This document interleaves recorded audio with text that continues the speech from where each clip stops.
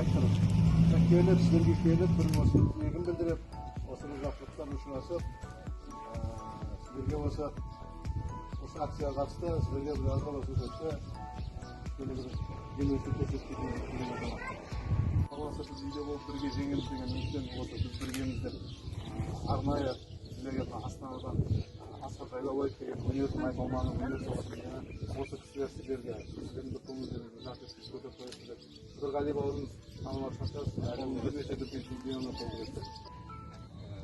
Біз әйтеуір осы келіп елеп осы халықтың адамы ғой көп адам. Төрешіге келіп хабар алып, сіздердің жағдайын біліп, қалайша шығып ертең бұл заманда өтеді кетеді. Жақсылықты жолға